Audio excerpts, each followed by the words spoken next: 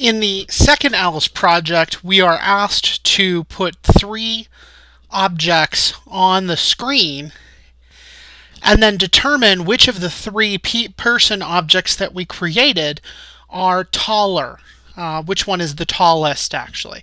So we should have created 3 persons using the Sims person creator, and each of these persons we are to give a height to.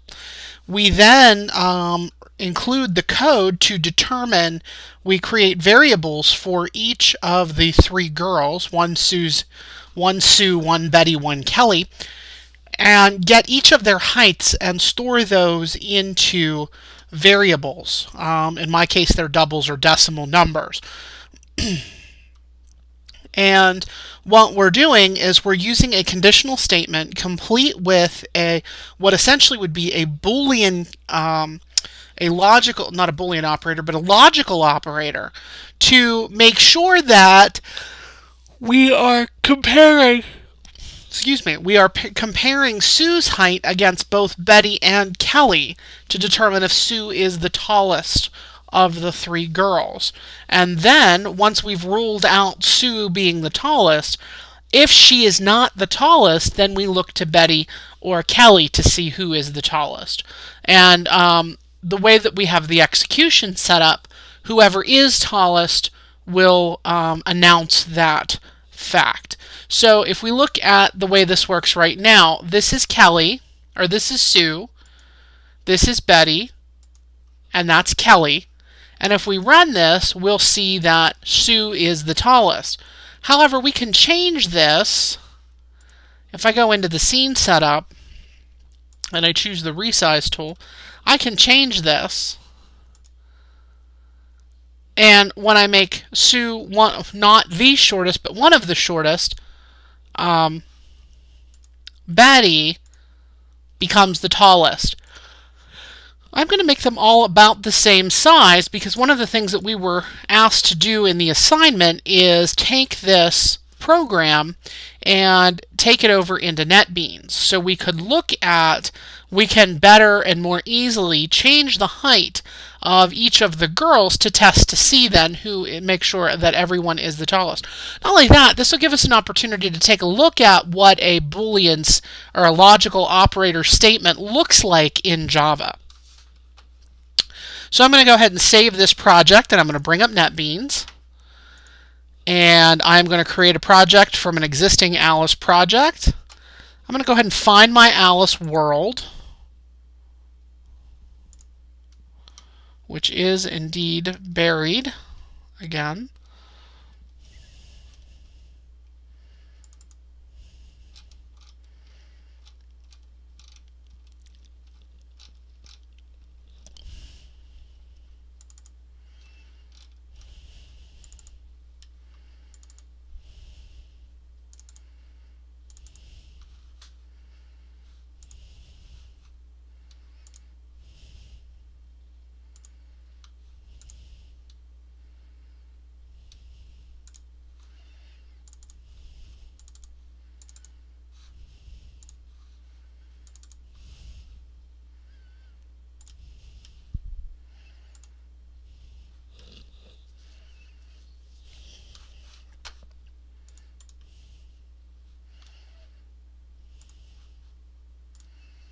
And I'm going to go ahead and open this up, and I'm looking for the scene.java.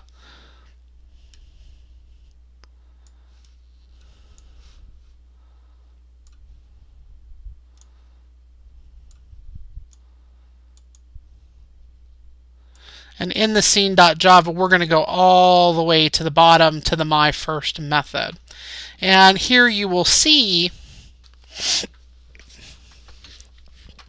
we have created some variables, Sue height, Betty height, and Kelly height. We're getting the height of each of the girls. And then you see we have our if statement here. If Sue height is larger than or greater than Betty height, and Sue height is greater than Kelly height. So that means that both sides of both of these, this is a conditional statement right here, and this is a conditional statement right here. And both of those statements must be true in order for the entire statement to be true. And that's because of these two ampersands here. This is an example of the logical and. Logical and says that both conditional statements on each side of the and symbols must be true in order for the entire statement to be true.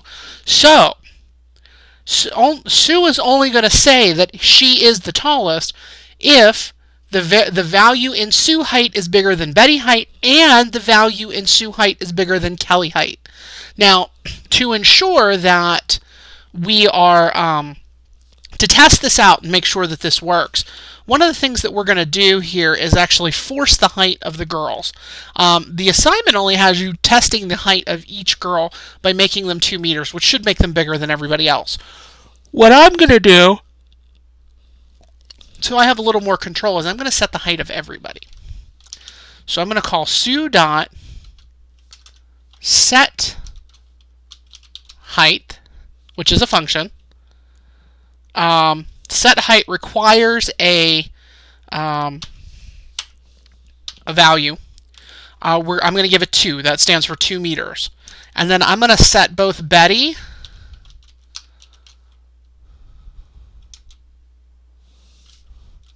and Kelly to 1 meter tall. They're going to be short adults.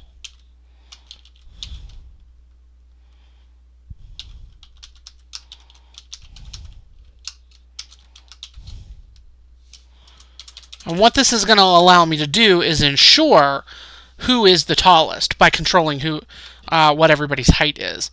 So I'm going to go ahead and execute this program.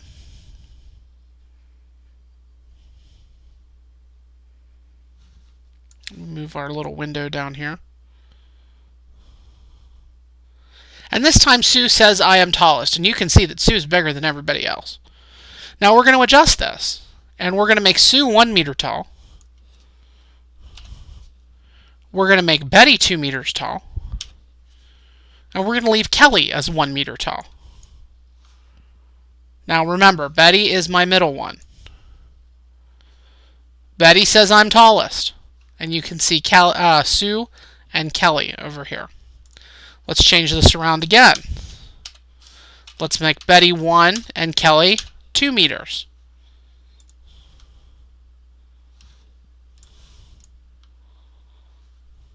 And you can see Kelly shoots up and says I am tallest, and the other two are only about 1 meter high.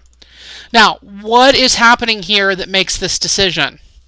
Well, what I'm going to do is I'm actually going to pick up, and we're going to step through this code step by step so we can look at and evaluate the value of each of these variables when we make the decision, so we can see how the computer is making the decision. What we're going to do is we're going to start back at the beginning again, where Sue was 2 meters tall and Betty and Kelly were each 1 meter tall.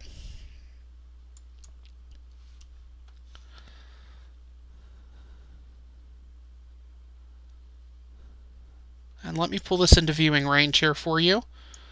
Alright, I'm going to flip over to my code. So we've set their height. So we're going to call the functional method getHeight, and we're going to store that value, which is going to give me back a double. We're going to store that into Sue height. We're going to do the same for Betty, and we're going to store it into Betty height, and we're going to do the same for Kelly, and we're going to store that in Kelly height. And now we have to make a decision. Now we have to make a decision. So we have to decide, based on their height, who is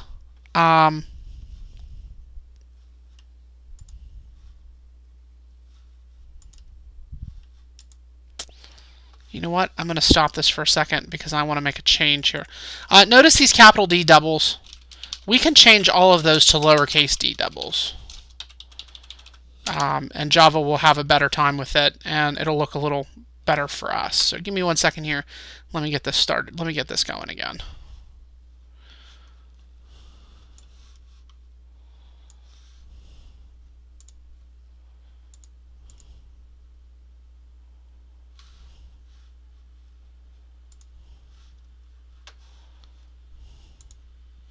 All right, so let's look at these values now.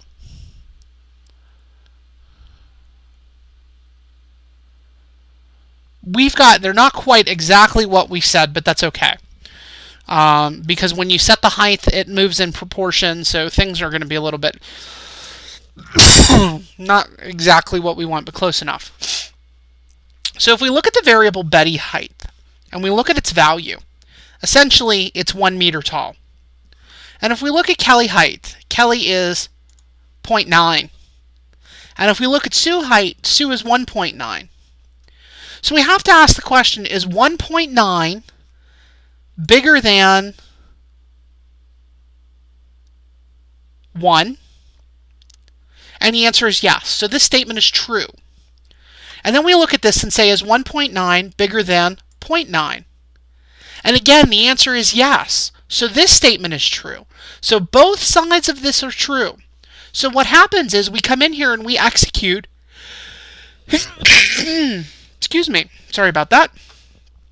We come in here and we execute this line right here, because this is the portion that's in the true portion. If this if statement is true, then this code is executed. If this if statement is not true, then this code is executed. So, since both of these statements are true, this whole test right here is true.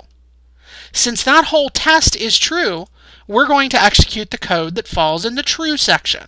In this case, it's one statement. Sue says that I am the tallest. And you probably saw that here before the video popped up. Now, if we change this around a little bit, and the other thing I wanted to show you is that our program would pick up where the if left off. So the if ends here. If there was code below here, then it would also display. Like I could add a line of code in here that said Sue.say this is the end of the program. And what would happen is, as soon as the decision statement is complete, as soon as the decision structure is done, the computer just continues on with the rest of the program if there are lines to complete. We'll see this again. So let's test it with Betty this time.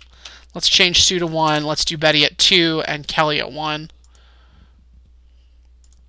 Oops. Let's do this.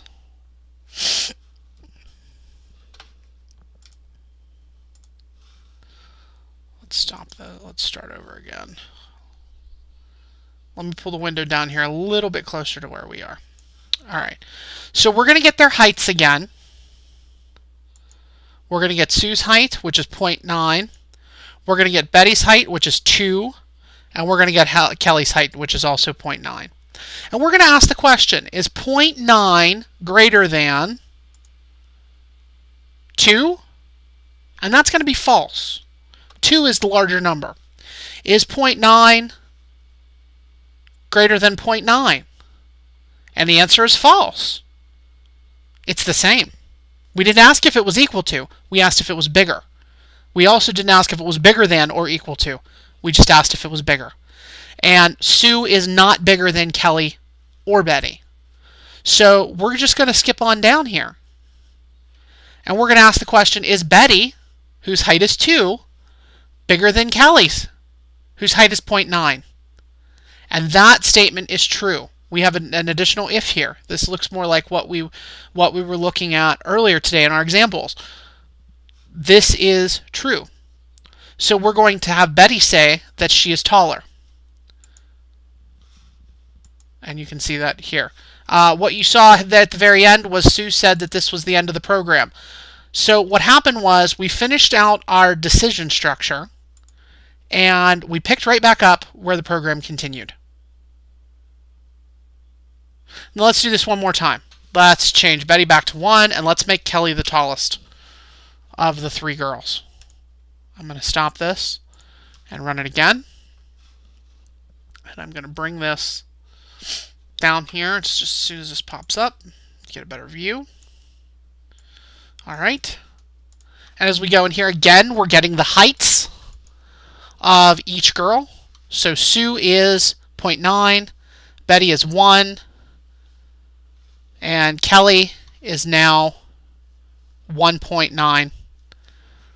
So we ask the question, is 0.9 bigger than 1? No. Is 0.9 bigger than 1.9? No. So we go into the else. Well, what does the else say? Well, the else says if 1 is greater than 1.9 and 1 is not greater than 1.9, so we execute the false section, which is the section that comes after the if. So Kelly is going to say that she is the tallest. And once she does that, again, we're out of the if, and we just continue on with the rest of our program. So Sue says this is the end of the program. And our program finishes its execution. Relatively simple. I know it seems like a lot, but when you really work your way through it and look at it, it's really not that complicated. It's really a fairly easy. It's really fairly easy to understand if you remember the differences between and or, and greater than and less than, and greater than and equal to, and just greater than. It's actually kind of easy to work through. I know it seems like a lot, and oh my God, there's a ton of curly brackets here, there's a ton of curly brackets here. Yes, there are. But don't freak out just because you see a ton of curly brackets. That doesn't mean anything. Those are just marking off blocks of code. They're marking off true blocks and false blocks and true blocks and false blocks. And so if you just follow it through, it will make sense to you. You wrote this. Believe it or not, you wrote this. It seems kind of complicated, and you're right, it is. But you wrote this in Alice. And if you can understand what Alice is doing, it will help you to understand what Java is doing. So, with the two Alice projects out of the way, I'm going to encourage you to go ahead and try the Java projects now. First of all, the greeting, and then the guessing game. Of course, if you run into any problems at any point in time, please feel free to email me or bring your questions in with you the next time we see each other in class. I'll be more than happy to answer them when there's time. Okay? You may proceed on to the next exercise. Thank you.